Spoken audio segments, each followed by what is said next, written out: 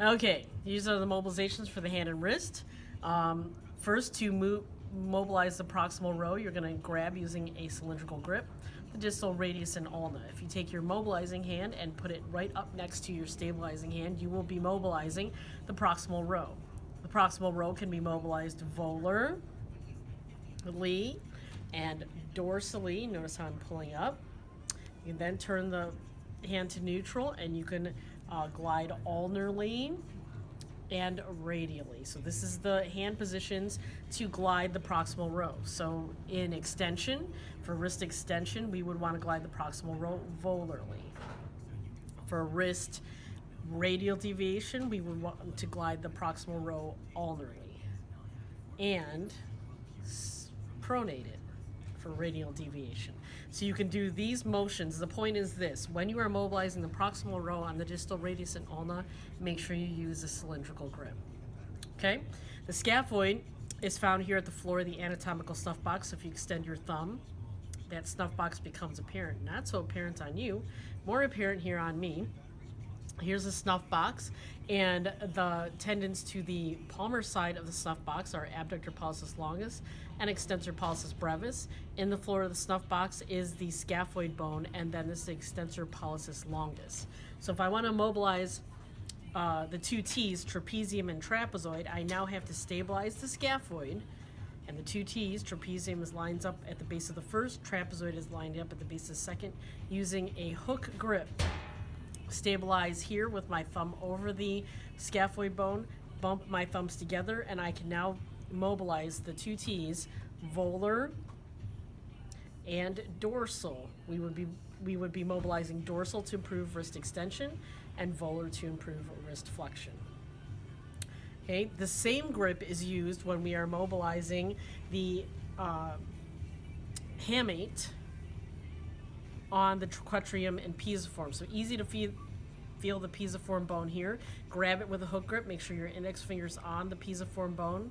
Take your mobilizing hand and put it up against your other thumb, and now you can do a volar glide of the hamate and a dorsal glide of the hamate. Remember, the capitate and hamate move in the same direction as the proximal row during flexion and extension.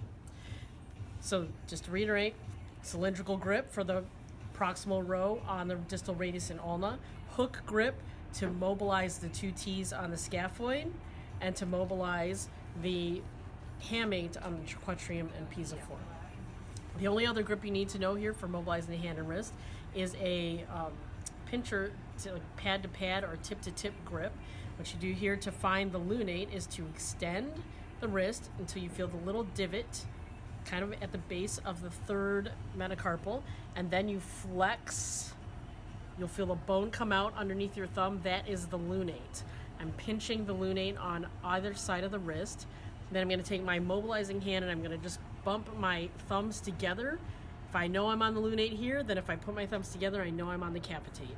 And now I can glide capitate volar, which is down towards the floor, and then dorsal.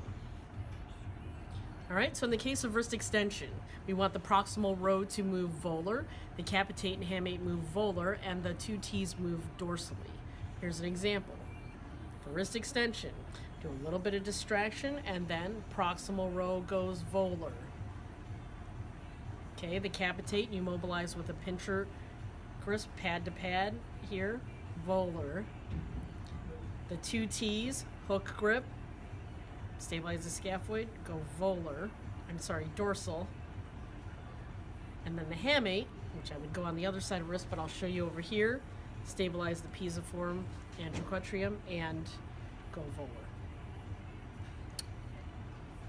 Okay, that's it. All right, these are the special tests for the hand and wrist. The first one is the Finkelstein's test for de Quervain's disease, which is stenosing tenosynovitis of abductor pollicis longus and extensor pollicis brevis. So hand and thumb in hand. Have your fingers around your thumb and ulnar deviate. Any pain on the radial side of the wrist is a positive test for de Quervain's. The next test is the Bunel-Littler test. This is to determine if PIP flexion tightness or limitation in flexion is due to muscular tightness in the intrinsics or capsular tightness. So you have the person, you block, and you have them do PIP flexion, And if it's limited, you let their MCPs move and see if they get more flexion. If they get more flexion when you allow MCP flexion, then that means the tightness is from tight intrinsics. If it's the same limitation here as it is when you allow the MCP to flex, then it is a capsular restriction that would then need to be mobilized. The retinacular test is similar, only taking place at the DIP. So this is DIP flexion. If it's limited, you allow the MCPs to move and see if they can get more DIP flexion. Again, if they get more with the MCP flex, that limitation is from intrinsic tightness. Okay, the next test is Tinel sign. This is for carpal tunnel. The carpal tunnel is a postage size stamped area right here at the base of the hand, and so Tinel's is synonymous with tapping. You just tap it. Positive test is numbness, tingling, and or pain reproduced in the median nerve distribution from the first through fourth fingers of the hand. And then Phelan's test is, you have to put your hands together. This is Phelan's test for carpal tunnel syndrome as well. Tinel's was for carpal tunnel syndrome, so is this. You have the whole person hold this position for 1 minute or until pain is reproduced. Reproduction of symptoms in the first through fourth digits of the hand, again, is positive for carpal tunnel syndrome. That's it. Oh no, it's not. Got one more. You can just edit this out. And the last one is for circulation of the hand. This is the Allen's test. So you have somebody make a tight fist several times to kind of pump the blood out. Then you make a fist. Then you obliterate the radial and ulnar artery. Have them open their hand. It should be blanched. And then when you let go of one artery, like I just let go of the radius, you know this is normal because the hand fills. You then have them squeeze the circulation out again. Squeeze it out and obliterate it. And now I'm going to let the ulnar artery go, and you should see the hand fill. So positive test would be is if the hand did not fill when you released pressure on one of the arteries. That's it.